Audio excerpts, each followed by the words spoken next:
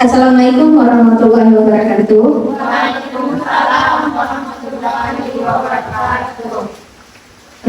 Alhamdulillah kita sudah bisa berkumpul untuk menghadiri pembahasan pemahaman dan penerapan budaya positif di sekolah. Terima kasih juga kepada ibu-ibu semuanya yang sudah berkenan hadir untuk penerapan aksi nyata dari modul 1.4 pendidikan guru penggerak angkatan 11. Baiklah, saya langsung mulai. Hari ini saya mencoba menjelaskan materi tentang pemahaman dan penerapan budaya positif di sekolah. Apakah ibu-ibu sudah pernah mendengar apa itu budaya positif? Sudah? Kira-kira apa Bu Ica? Budaya positif itu kebiasaan-kebiasaan yang sudah ada di sekolah kita, kebiasaan yang baik-baik, yang bagus-bagus, contohnya bersalaman di depan gerbang, terus siswa kita menegur gurunya dengan baik. Ini tadi yang sudah ditanyakan, apa itu makna budaya positif dan penerapannya langsung dijawab oleh Bu Ica. Jadi budaya positif itu adalah suatu kebiasaan-kebiasaan positif yang kita lakukan di sekolah. Tadi Bu Ica sudah memberikan contoh bersalaman di gerbang. Kemudian kita lanjutkan. Jadi di dalam budaya positif ini ibu-ibu ada beberapa konsep intinya. Yang pertama ada perubahan paradigma positif, setelah itu ada disiplin positif, kemudian nilai-nilai kebajikan, kebutuhan dasar manusia, ada motivasi perilaku manusia, posisi kontrol guru, keyakinan kelas, dan segitiga restitusi. Jadi budaya positif ini tercakup ke dalam 10 yang akan kita ketahui pada hari ini. Yang pertama yaitu perubahan paradigma positif. Jadi perubahan paradigma positif itu, paradigma itu kan satu pemikiran. Jadi kita dituntut untuk mengubah paradigma lama menjadi paradigma baru. Paradigma baru yang kita dituntut untuk saat ini adalah sesuai dengan profil pelajar Pancasila. Ibu-ibu pikirkan satu hal yang orang tidak boleh tahu. Kemudian setelah ditulis, ibu remukkan kertas itu, kemudian dikepalkan dalam satu kepalan tangan. Kemudian untuk teman yang di sebelah ibu, ibu-ibu yang di sebelahnya, coba bujuk teman di sebelahnya, kira-kira mau nggak? Jadi ibu-ibu yang di sebelahnya itu merayu, menghardik, mengancam. Istilahnya memang dalam pemikiran ibu-ibu memang kertas itu nggak boleh ada orang yang tahu ya, nggak boleh ada orang yang tahu. Hanya ibu yang boleh tahu. Kemudian temannya ibu di sebelahnya ibaratnya pingin tahu. Tapi kepo, istilahnya kepo. Teman ibu-ibu ini kepo, age tahu lah apa tuh, age tahu lah baca roe, matinya entah itu membujuknya dengan lemah lembut.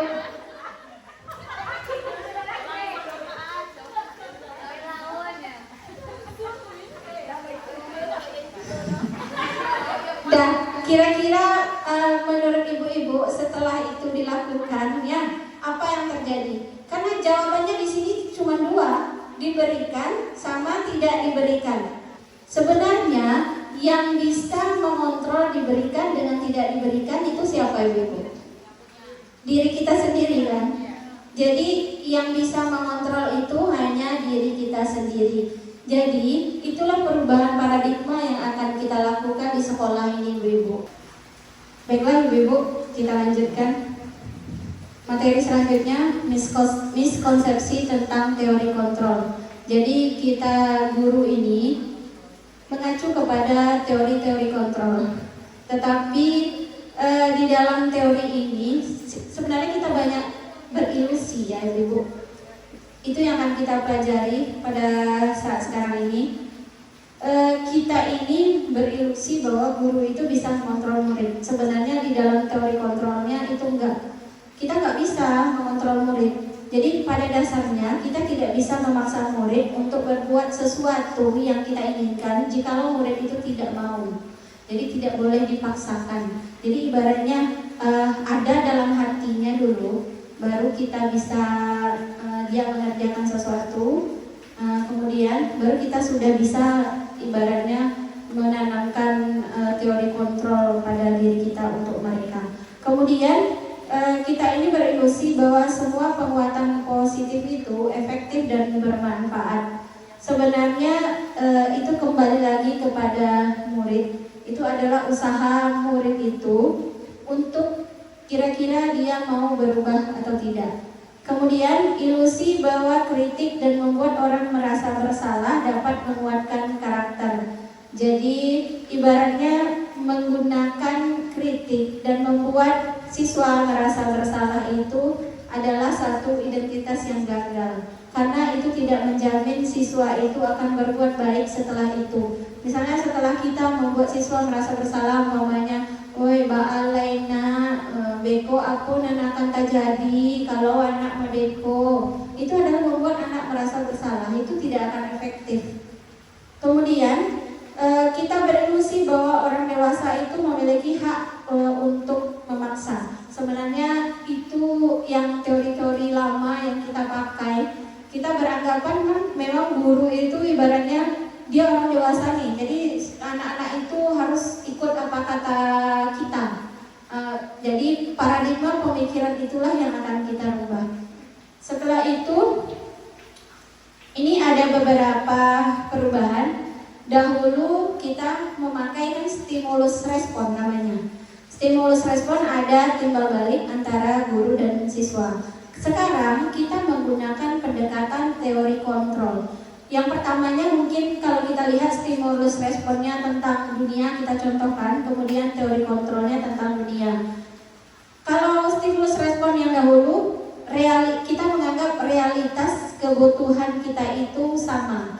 Tetapi untuk pendekatan teori kontrol, realitasnya sebenarnya kita mempunyai kebutuhan yang berbeda-beda, termasuk kita sebagai guru dan juga siswa. Setelah itu, semua orang melihat hal yang sama dalam stimulus respon, tetapi di dalam teori kontrol, setiap orang itu memiliki gambaran yang berbeda.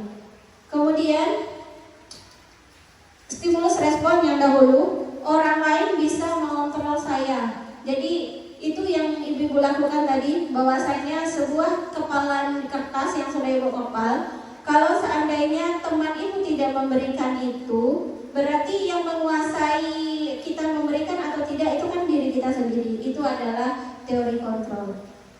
Kemudian kita lanjutkan, ibu-ibu, istilahnya bagaimana seseorang itu bisa merubah paradigma stimulus respon kepada pendekatan teori kontrol. Jadi menurut Stephen R. Covey mengatakan bahwa bila kita ingin membuat kemajuan perlahan-perlahan, kemudian sedikit-sedikit ubahlah sikap atau perilaku kita. Namun bila kita ingin memperbaiki cara-cara utama kita, maka kita perlu mengubah kerangka acuan kita. Jadi pada stimulus respon seolah-olah kan orang lain itu bisa mengontrol. Tetapi dalam pendekatan teori kontrol, orang lain tidak bisa mengontrol kita. Yang bisa mengontrol kita hanya diri kita sendiri. Kemudian kita lanjut ibu-ibu ke materi selanjutnya, yaitu disiplin positif. Disiplin positif, kita udah pernah melakukan itu ibu-ibu? Disiplin positif? Pernah? Ya. Boleh ibu kasih satu contoh disiplin yang kita lakukan pada saat ini? Membuat kesepakatan kelas. Kira-kira disiplin itu sama dengan peraturan? Ibu-ibu membayangkan bahwa disiplin itu adalah sebuah peraturan. Nah, jadi di sini kita sebenarnya kata disiplin itu sering kita kaitkan dengan tata tertib, ibu-ibu ya, kepatuhi dan peraturan. disiplin itu juga sering dikaitkan dengan hukuman.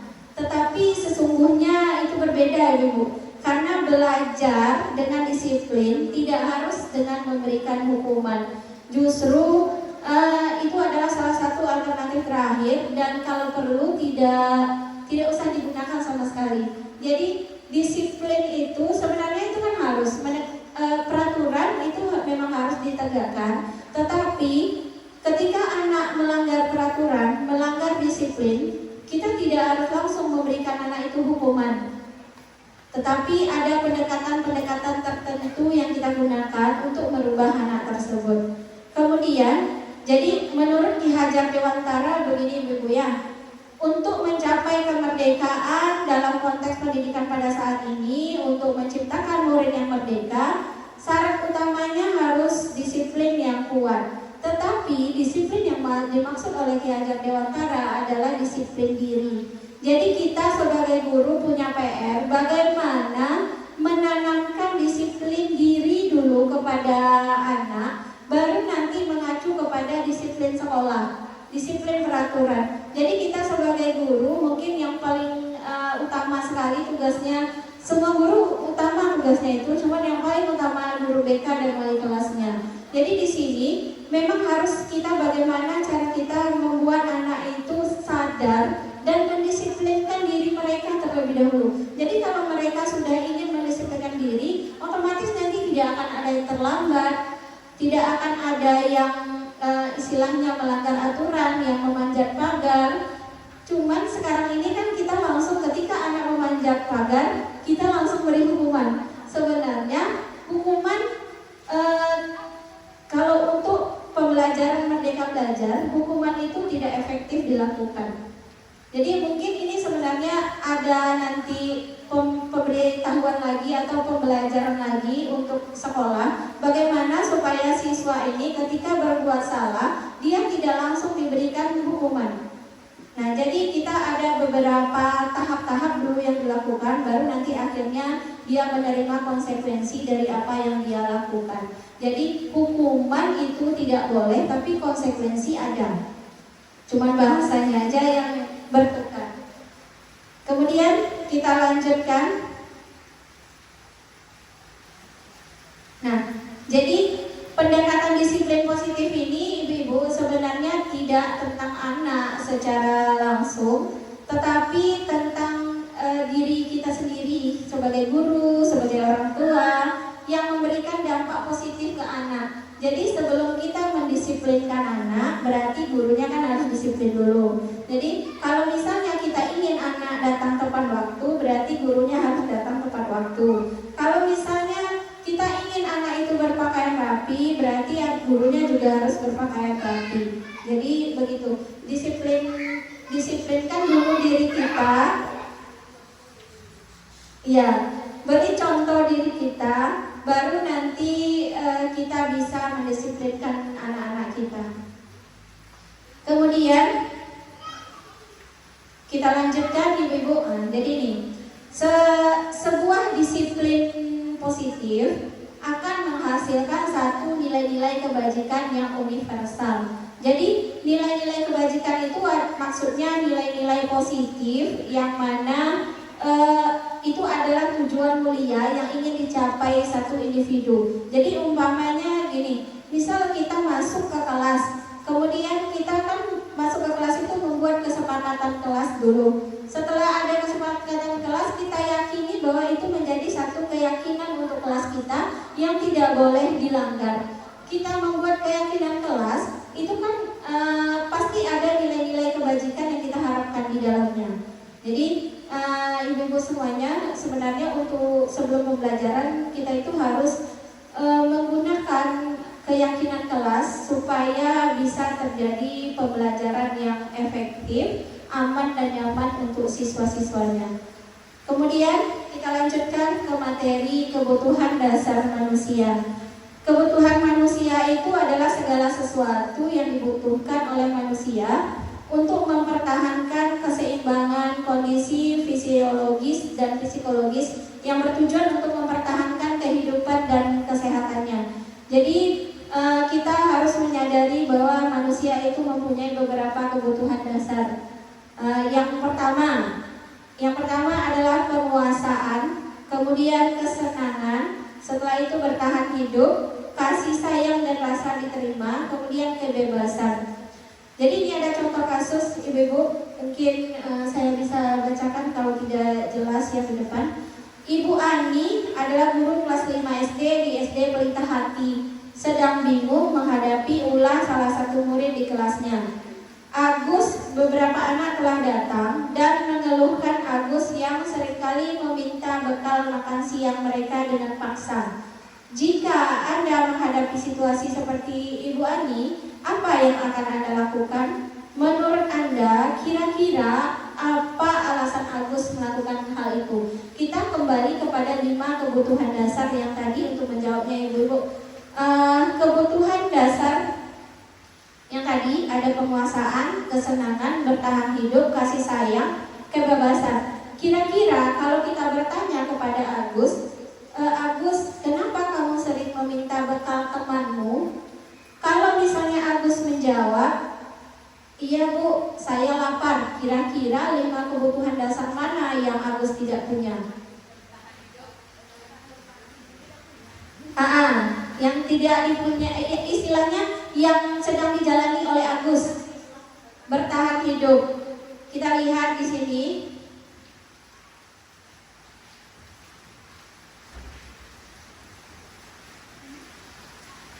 Nah, jadi jawaban ibu-ibu betul ya yang tadi, bertahan hidup. Jadi apabila Agus menjawab karena dia lapar, berarti kebutuhannya itu adalah untuk bertahan hidup. Kemudian kalau misalnya Agus menjawab, ia senang temannya jadi memperhatikan dia. Jadi kebutuhannya itu adalah kebutuhan cinta dan kasih sayang. Kemudian kalau Agus menjawab, dia merasa hebat karena temannya takut, karena dia minta langsung temannya ngasih. Berarti si Agus butuh, dia kebutuhannya adalah penguasaan. Kemudian kalau Agus bilang dia merasa bosan dengan bekal makanannya, berarti dia kebutuhannya adalah kebebasan. Setelah itu kalau jawaban Agus adalah karena iseng saja dan dia menikmati dengan ekspresi wajah kawannya, berarti itu adalah kebutuhan kesenangan. Jadi di sini di dalam teori motivasi perilaku manusia yang kita kaitkan tadi dengan 5 kebutuhan dasar. Yang pertama, kita itu punya motivasi eksternal, kemudian ada motivasi internal. Yang motivasi eksternal itu adalah motivasi yang didapat dari luar. Kalau motivasi internal, motivasi yang didapat dari dalam diri sendiri. Jadi misal gini, kalau motivasi eksternal, apa yang akan terjadi apabila saya tidak melakukannya? Jadi untuk menghindari ketidaknyamanan atau hukuman itu kita lakukan. Berarti itu karena motivasi dari luar. Tapi kalau motivasi internal, umpamanya untuk saya akan menjadi orang yang seperti apa bila saya akan melakukan itu. Istilahnya kalau dia bisa menghargai dirinya sendiri, tidak berbuat sesuai dengan keinginannya sendiri, berarti itu adalah motivasi internal yang dia miliki. Jadi si Agus tadi dia melakukan itu kan berdasarkan dari kebutuhan dasar dia sebagai manusia. Kemudian dikaitkannya dengan teori motivasi perilaku yang ada di dalam diri manusia. Berarti kalau misalnya jawaban Agus dari beberapa jawaban tadi dia pilih, umpama dia jawab salah satunya, umpama dia lapar karena tidak bawa makanan, berarti itu kan kebutuhannya kan bertahan hidup. Jadi motivasi yang dia ada memang dapat dari motivasi internalnya, karena dia mengakui secara sendiri dia itu lapar. Ya Ibu, kita lanjut lagi. Nah, jadi ini adalah beberapa perbedaan dari contoh hukuman, konsekuensi, dan restitusi. Jadi kalau kita ambil kasus ketika siswa itu tidak mengerjakan PR, hukumannya guru menghukum siswa tersebut hormat bendera selama 10 menit. Kemudian guru marah dan murid takut. Konsekuensi, guru memberikan konsekuensi untuk mengerjakan PR istirahat. Guru tegas dan siswa menghormati peraturan. Kalau di sini, kalau yang kita lihat, kita lebih milih hukuman atau konsekuensi. Yang sekarang yang kita kerjakan, misalnya ada anak kita tidak mengerjakan PR. Kira-kira apa yang kita lakukan? Kita memberikan dia hukuman atau memberikan dia konsekuensinya? Konsekuensinya, ya. Sebenarnya kita memang lebih baik memberikan konsekuensi kepada anak karena pemberian hukuman itu tidak lagi efektif. Misalnya kalau anak tidak mengerjakan PR, ya kita suruh dia mengerjakan PR di jam lain, tetapi dengan nilai yang berbeda. Itu konsekuensi yang dia dapatkan. Tidak menghukum anak di depan tiang bendera atau menghukum anak membersihkan WC, itu tidak lagi ya Ibu. Kemudian kita lanjut, nah ini dia. Jadi ada beberapa konsep disiplin dengan identitas yang gagal. Jadi begini, sebenarnya antara hukuman dan penghargaan itu sebenarnya sama-sama tidak efektif. Kalau kita tahu saat sekarang ini, pemberian penghargaan itu sebenarnya lebih mematikan kreativitas siswa. Jadi yang ilmu yang kita dapat yang sekarang ini, pemberian nilai berdasarkan ranking. Nah, ranking sebenarnya kita tidak ada lagi ya Ibu. Cuman ranking itu kita berikan untuk motivasi kepada siswa, tetapi tidak dibunyikan di rapor. Itu sudah bagus, tidak memberikan penghargaan berupa perankingan kepada siswa kita. Itu sudah cukup efektif dalam pembelajaran. Jadi anak itu tidak merasa hebat di kelasnya. Nah, jadi dia pun tidak merasa bahwa dia memang paling dibutuhkan, paling hebat. Jadi istilahnya anak-anak itu bisa merusak hubungannya dengan teman-temannya. Jadi kalau dia udah merasa dirinya hebat, tadi kawannya dianggap tidak mampu, akhirnya mereka salah paham di situ. Di hukuman pun kita tidak boleh lakukan itu karena hukuman itu bisa membuat siswa kita menjadi pendendam. Jadi menimbulkan rasa dendam, sebenarnya dia di dalam hatinya dendam sama kita. Itu pun akan secara tidak langsung ketika kita mengajar di kelas, itu akan terasa terasa dia. Kalau misalnya siswa itu ada rasa tidak senang terhadap kita mengajar di depan itu pasti akan terasa perbedaannya di situ. Kemudian kita lanjut. Nah, ini konsep disiplin dengan identitas yang sukses. Nah, jadi kalau yang sukses itu istilahnya penguatan, konsekuensinya itu penguatan jangka pendek. Kemudian perlu monitoring, setelah itu ada respon, kemudian murid menghormati peraturan, habis itu kehilangan waktu untuk merenungi kesalahan. Maksudnya kehilangan waktu merenungi kesalahan itu tidak lama-lama. Jadi tidak lama dia, umpamanya gini, saya maafkan kamu tidak membuat PR, tetapi kalau bisa kamu memberikan PR itu hari ini, maka nilainya akan saya kasih kalau kita sebagai guru. Itu jadi kalau mereka berlama-lama, berarti itu tidak ada konsekuensi untuk dia lagi. Nah, kemudian kita lanjutkan materi selanjutnya, 5 posisi kontrol restitusi. Nah, jadi begini Ibu, kita sebagai guru ada 5 posisi kontrol yang harus kita laksanakan. Yang pertamanya ada sebagai penghukum, pemantau, pembuat rasa bersalah, teman, kemudian sebagai manajer. Jadi gini, kita lihat contoh penerapan 5 posisi kontrol. Misal kasusnya siswa tidak memakai atribut lengkap saat upacara bendera. Kan ada anak-anak kita kadang tidak pakai dasi, tidak pakai kopi. Yang harus kita lakukan dari yang 5 ini kira-kira apa Ibu? Dari 5 posisi kontrol ketika siswa melakukan kesalahan, apa yang harus kita lakukan dari 5 posisi kontrol ini untuk menghadapi siswa yang sedang bermasalah tadi?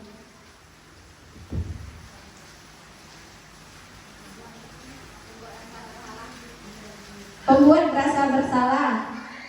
Ada lagi Ibu? Teman. Kemudian ada lagi manajer. Ada lagi Dan pemantau. Sebenarnya ini 5 ini sudah pernah kita lakukan. Yang pertama sebagai penghukum, patuhi aturan sekolah lalu berdiri di depan barisan. Apakah kita melakukan itu Ibu? Ya, kita melakukan ini. Kemudian sebagai pemantau, kamu sudah melanggar apa peraturannya dan apa konsekuensinya, itu sebagai pemantau. Kemudian sebagai teman, istilahnya, ayo yang tertib, kamu pakailah atributnya. Setelah itu ada pembuat rasa bersalah. Berapa kali harus Ibu katakan kamu tidak pakai topi terus. Kemudian Ibu sangat kecewa sama kamu, itu pembuat rasa bersalah.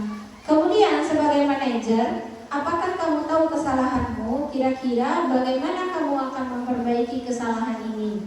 Nah, dari yang 5 ini kita sudah pernah lakukan. Tetapi yang paling efektif yang harus kita lakukan kita sebagai guru, yaitu posisinya sebagai manajer.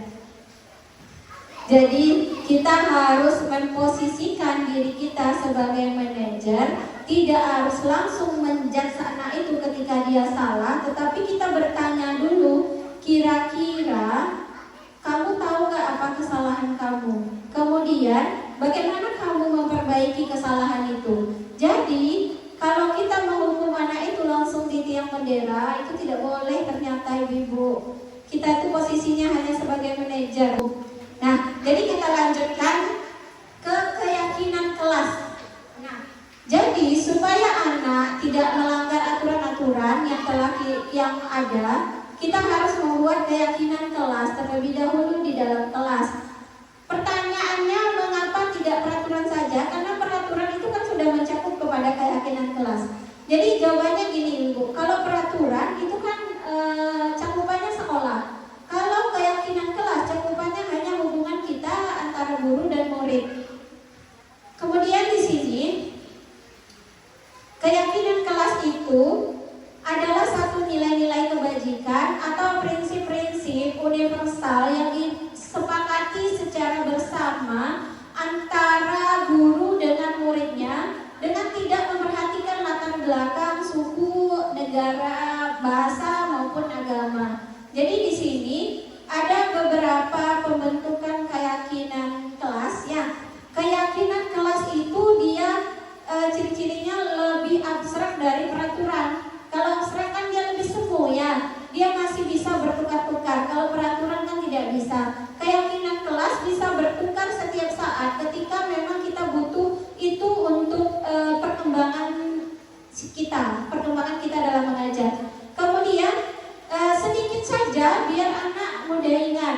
Setelah itu pernyataannya universal, setelah itu dapat diterapkan di kelas. Kemudian bersedia meninjau kembali keyakinan kelas dari waktu ke waktu. Keyakinan kelas itu juga harus dibuat dalam bentuk positif. Nah, jadi gini bedanya ya Ibu ya antara peraturan itu dengan keyakinan kelas dan tanggung jawab yang dimiliki. Misalnya kan, peraturan selalu kembalikan buku pada tempatnya. Sebenarnya kalau dalam keyakinan kelas itu kita harus mengubah kata perintah, tidak boleh dipakai. Yang kita pakai itu adalah kembalikan buku pada tempatnya. Jadi kita tidak boleh melakukan kata-kata perintah dalam keyakinan kelas. Kemudian misalnya dilarang mengganggu orang lain. Dilarang mengganggu orang lain, kira-kira ibu-ibu apa itu keyakinan kelasnya yang bisa ada bahasa-bahasa kebaikan di dalamnya? Tidak boleh mengganggu. Ada lagi ibu-ibu? Kira-kira keyakinan kelas yang kita buat ini kan peraturannya dilarang mengganggu orang lain. Keyakinan kelas nilai-nilai kebaikan yang tujuannya untuk ke peraturan itu, kira-kira bahasa yang lebih simpelnya apa?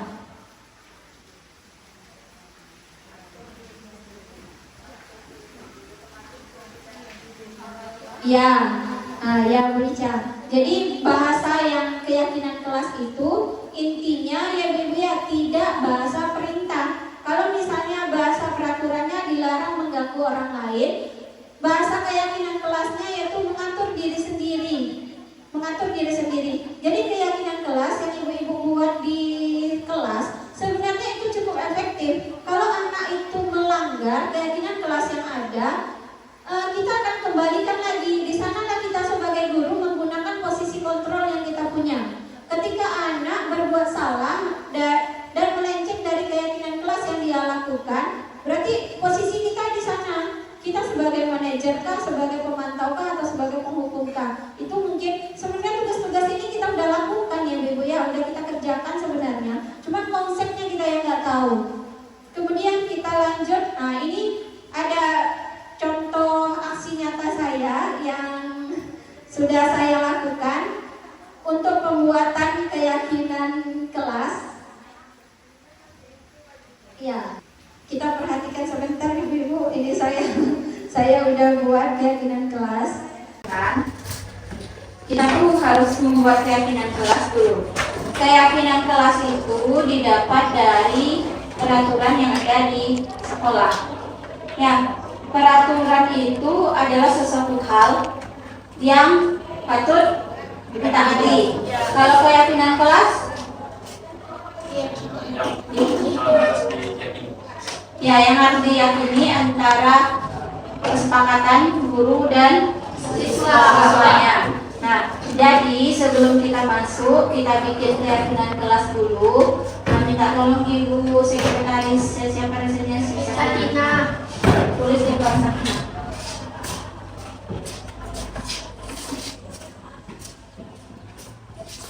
Nah, jadi gini nak ya, beda antara peraturan dan keyakinan kelas.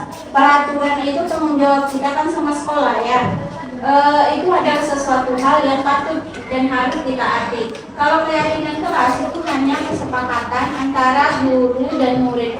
Ketika kita melanggar kesepakatan itu, nanti hubungannya hanya guru sama murid saja. Nah, sekarang kita lihat peraturan kita di sekolah ini kira-kira apa?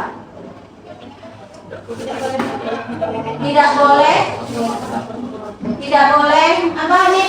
Rambut panjang. Tidak boleh rambut panjang. Kemudian apa lagi? Tidak boleh bawa HP. Apa lagi? Tidak boleh lempeng merah. Tidak boleh bawa make up. Apa lagi? Tidak boleh kuku panjang. Nah, kuku panjang tidak boleh. Habis itu sepatu harus hitam. Ya kan?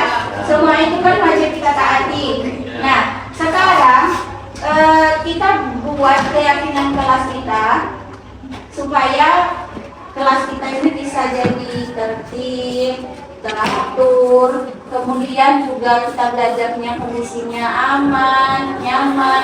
Nah, kira-kira apa yang harus kita lakukan ini pertama? Apa keyakinan kelas kita? Yang pertama, tidak boleh ribut saat guru menerangkan. Kalau kita perhalus bahasanya, kalau tidak boleh berarti itu udah peraturan. Kita perhalus bahasanya. Yang keyakinan kelas itu bahasanya lebih apa namanya? Lebih humble, lebih bersahabat, lebih mudah dimengerti. Nah, apa tuh? Misalnya tidak boleh ribut. Nah, gimana kira-kira bagusnya bahasanya tuh? Kita hilangkan kata tidak bolehnya. Jangan ribut. Sama. Jangan ribut. Boleh ribut tapi tidak diizinkan. Oh, jangan jangan masih peraturan juga tuh.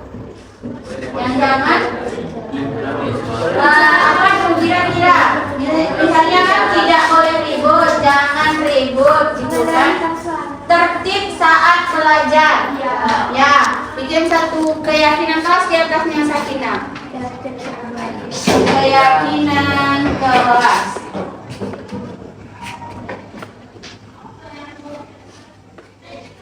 Yang pertama, tertib saat belajar.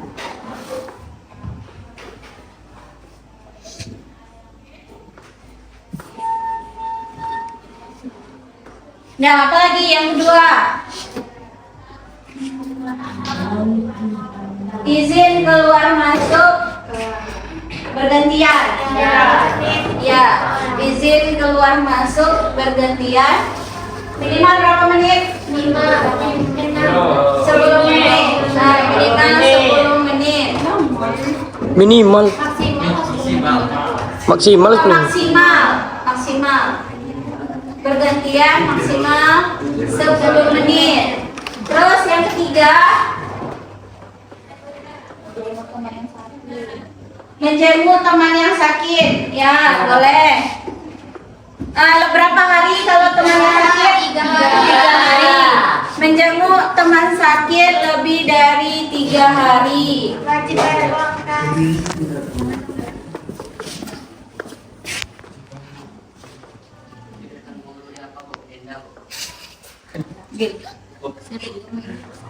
Terus apa lagi? Saling menghargai masuk nggak? Masuk. Saling menghargai dan menghormati. Saling kompak. Di saling menghargai dan menghormati itu berarti kita tidak ada pembulian di situ. Tidak ada bahasa-bahasa yang kasar di situ. Tidak ada bahasa yang menyudutkan teman-teman di situ. Ya, Dayan?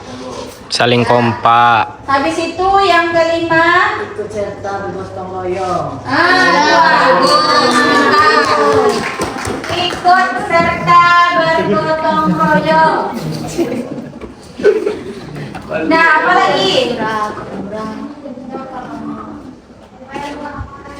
Bayar uang kas. Bayar uang kas tepat waktu. Tapi baju. Tepat waktunya itu sekali seminggu. Ya.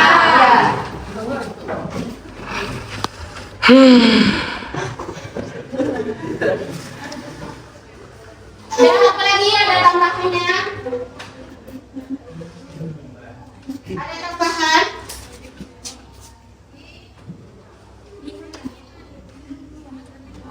Kalau ada acara kelas kita harus berpartisipasi. Berpartisipasi dalam acara kelas. Berpartisipasi dalam acara kelas. Kalau baka-baka, ndak ngikut baka juga. Ya, ada tambahannya yang lain? Kita ada 7 nih, ada 7 keyakinan kelas. Ada tambahan yang lain? Piket. Piket. Tiket sepulang sekolah. Piket sepulang sekolah. Tadi ada laporan juga sama Ibu. Setiap hari Sabtu pagi ya, yang piket Sabtu pagi itu siapa? Udah 2 kali masuk Sabtu pagi, udah setia melapor. Baru piket kalian baru Sabtu pagi itu. Jadi untuk Sabtu besok udah setia dan kasih ultimatum sama Ibu. Kalau nggak piket juga kalian Sabtu pagi itu ada sanksinya dari Ibu udah setia. Jadi piket hari Sabtu pagi itu ya. Apalagi ada tambahannya? Ada tambahan? Nah, dapat?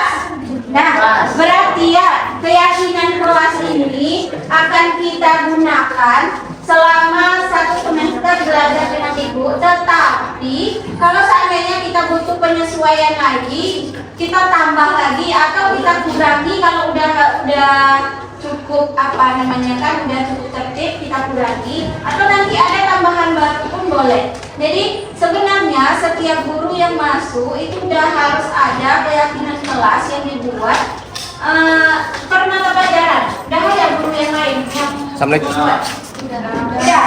udah ya. Jadi kesepakatan atau keyakinan kelas itu wajib kita taati. Nah, kalau seandainya ada pelanggaran di sini, berarti nanti gurunya nanti akan menyelesaikan dengan kita. Kira-kira keyakinan kelas yang mana yang sudah kita langgar? Ya, bisa dipahami kah? Bisa. Ada pertanyaan? Tidak. Tidak ada. Pas? Pas.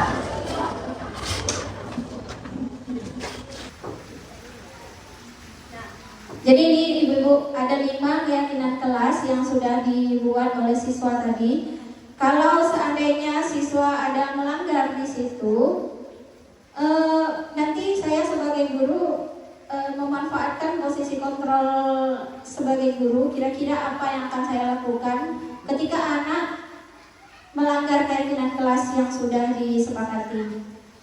Setelah itu kita lanjut ke restitusi.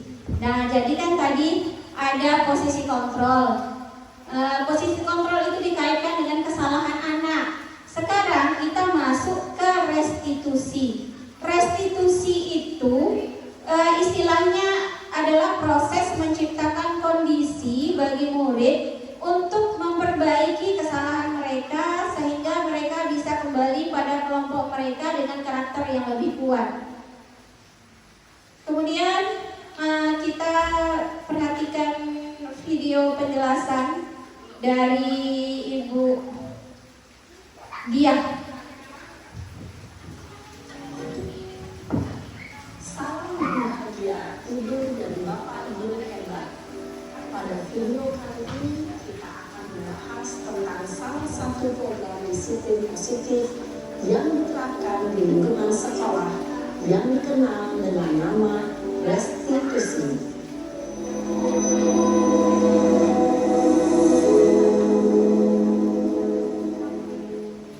Restitusi dikembangkan oleh pakar pendidikan dari dosen berlandaskan pada teori kontrol Dr. William Glasser.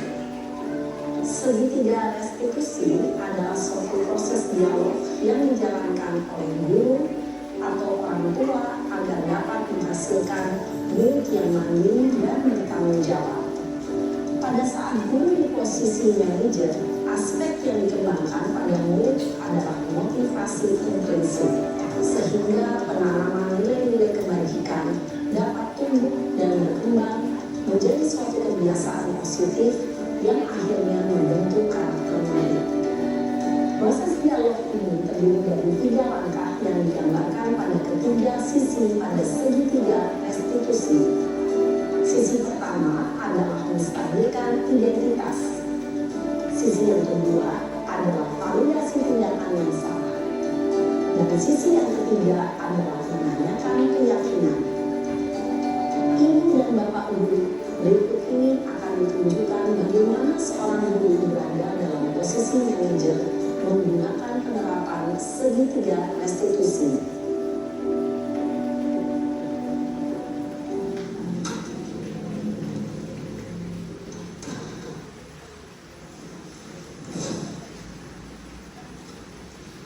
Siang, Sarah. Siang, Pak. Sudah lama nggak ketemu Sarah. Kenapa hari ini ada di sini? Kesel, Pak. Kesel banget. Masa aku dikatain tukang fitnah, Pak? Ya aku marah lah. Aku balik katain Eka di depan kelas. Kesel banget. Oh begitu. Ya pasti kamu marah dan kesal. Bapak juga akan marah apabila ada yang menuduh Bapak seperti itu. Kemudian pada saat itu kamu melakukan apa? Ya saya langsung ngatain Eka lah, Pak. Kesel banget. Saya betak-betak dia depan teman-teman lain. Oh begitu. Pasti kamu melakukan seperti itu karena suatu alasan tertentu, kan? Iyalah, masa saya diam saja, Pak? Ya saya bela diri lah. Masa saya dituduh tukang fitnah? Ya wajar lah. Mempertahankan harga diri itu sesuatu yang penting buat kamu. Untung kamu tidak bertindak lebih gegabah lagi, hanya membentak-bentak. Iya, Pak. Untung saya masih bersabar dan hanya membentak saja. Sudah gemes padahal, saya pasti bela diri lah. Ya pasti ya. Tapi kamu memilih untuk tetap bertahan dan bersabar. Kamu memilih untuk tidak berbuat lebih parah lagi, kan? Iya. Nah, sekarang coba kita lihat lagi tindakan kamu yang bentak-bentak Eka di kelas. Tindakan kamu itu kira-kira sesuai dengan keyakinan kelas atau prinsip kamu tidak? Enggak lah, Pak.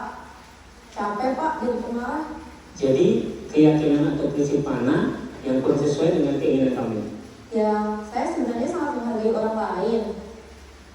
Mungkin saat itu saya menjadi emosi, jadi tidak menunjukkan sikap itu.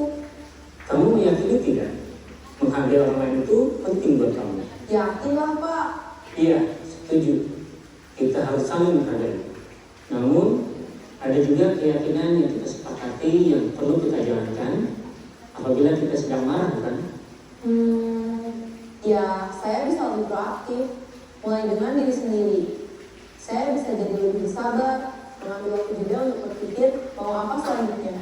Kira-kira kamu bersedia memperbaiki masalah ini tidak? Bersedia, Pak.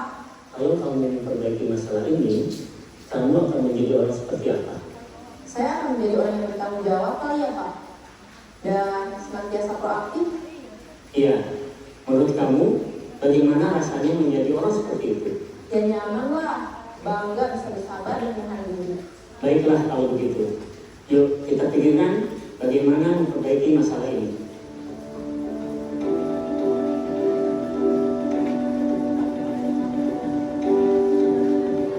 Ibu dan Bapak guru hebat. Baru saja kita menyaksikan contoh bagaimana seorang guru berada dalam posisi manajer menggunakan penerapan segitiga restitusi. Mari kita bahas satu persatu.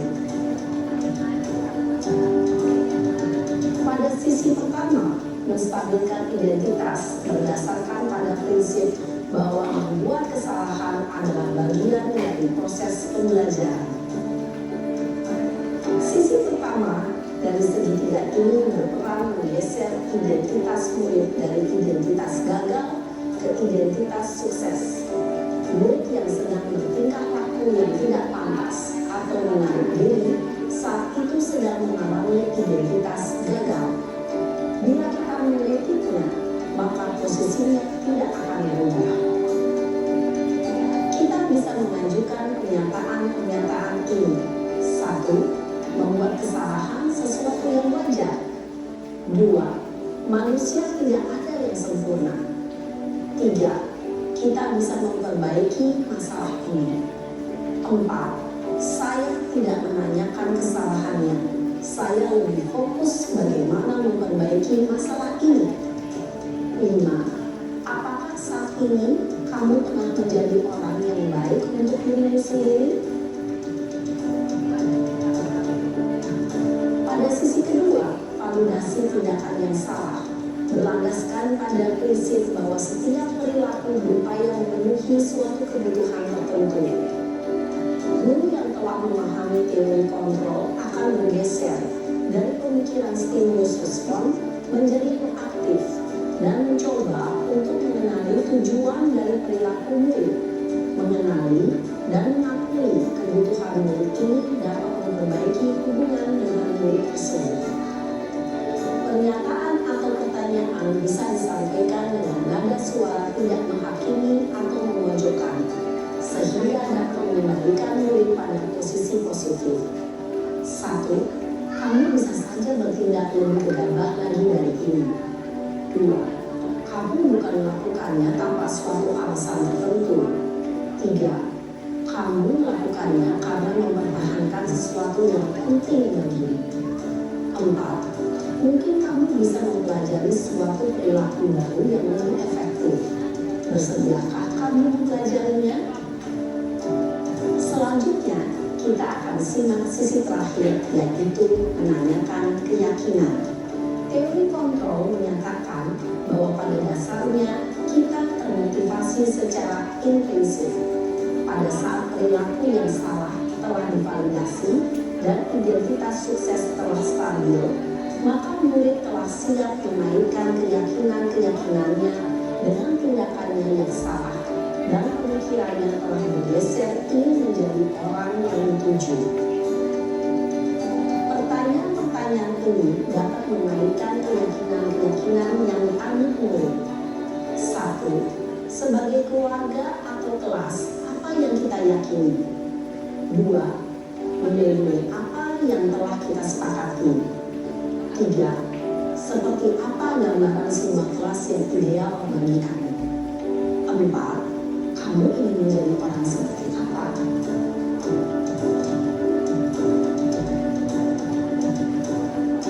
Dalam menerapkan segitiga restitusi, perlu diperhatikan beberapa hal, yaitu 1. Perilaku yang salah perlu dikaitkan dengan nilai-nilai atau keyakinan-keyakinan yang telah disepakati atau dituju. Kesediaan orang kesalahan untuk memperbaiki masalah. 3. Pemecahan masalah sebisa mungkin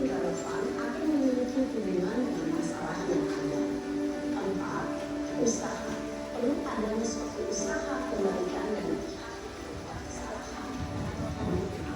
Waktu perlu didedikasikan waktu dari pihak yang berbuat kesalahan. Tanyakan kapan akan mulai melakukan usaha untuk memperbaiki masalah. Dengan memahami struktur penerapan segitiga restitusi, diharapkan guru dapat menerapkan posisinya sebagai manajer dengan mengajukan pertanyaan-pertanyaan bermakna yang dapat membuat murid menjadi lebih percaya diri, bertanggung jawab, dan mandiri. Nah, ibu bapak guru perlu tidaknya mengikuti ketiga tahapan dalam segitiga restitusi bergantung pada ringan beratnya suatu permasalahan. Misalnya, bila permasalahan tersebut ringan, maka tidak perlu dijalankan secara berurutan. Bahkan bisa semudah menanyakan apa keyakinan yang kita sepakati.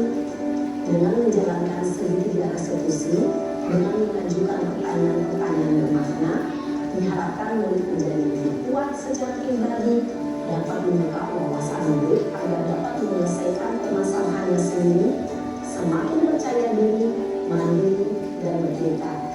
Salam dan bahagia, ibu bapak guru hebat.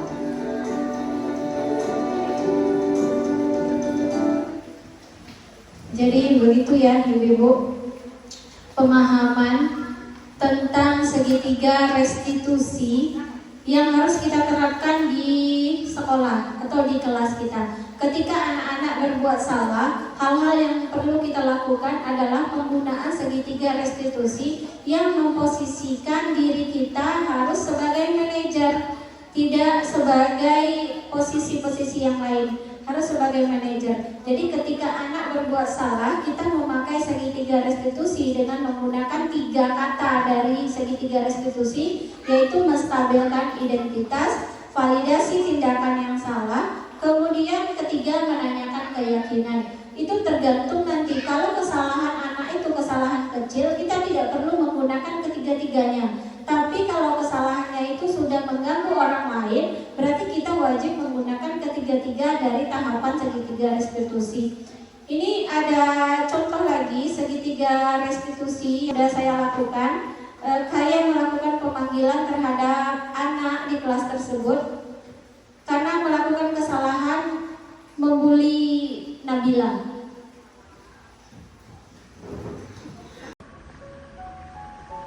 Assalamualaikum Bu. Waalaikumsalam. Saya Bagas. Bagas, tahu nggak kenapa Ibu panggil Bagas ke sini? Tahu Kenapa? sekarang pada sendiri. Kenapa? Karena habis itu kelas dulu. Tidur di kelas. Jam pelajaran? Dan pelajaran yang baru. Kalau Ibu boleh tahu, kenapa Bagas bisa tidur di kelas? Karena lagi pusing kepala bagus. Pusing. Karena apa? Begadang. Datang enggak juga tuh. Bangun jam berapa? Bangunnya jam 4 tuh. Tidur? Jam 10.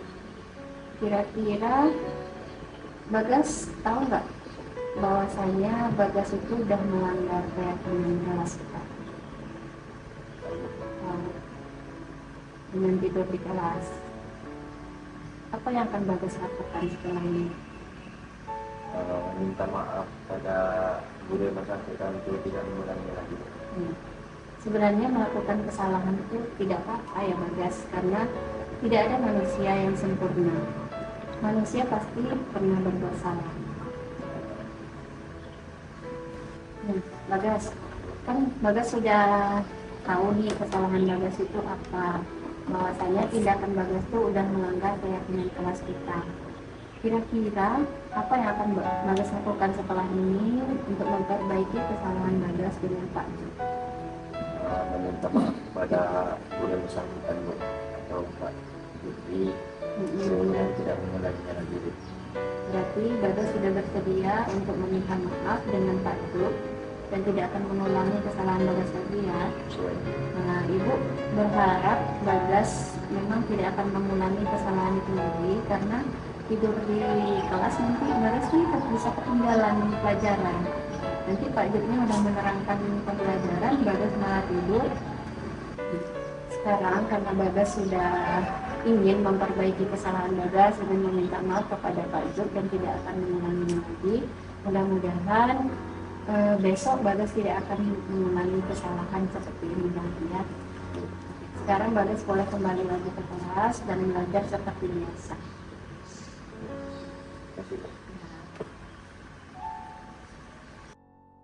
Jadi itu ya Ibu-Ibu penerapan dari segitiga restitusi yang sudah saya lakukan di sekolah, kemudian juga di kelas.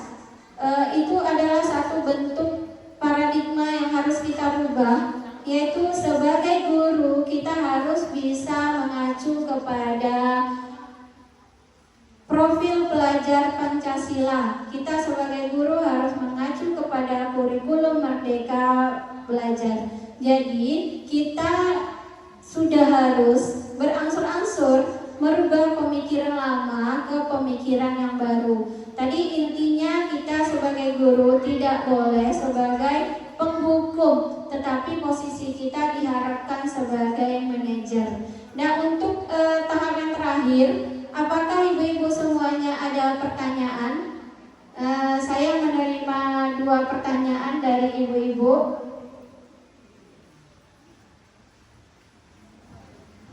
Iya, Bu Ros. Assalamualaikum warahmatullahi wabarakatuh. Baik, saya begini. Kita kan sudah membuat kesepakatan kelas bosi. Jadi untuk dia sudah melanggar kesepakatan kelas itu berkali-kali.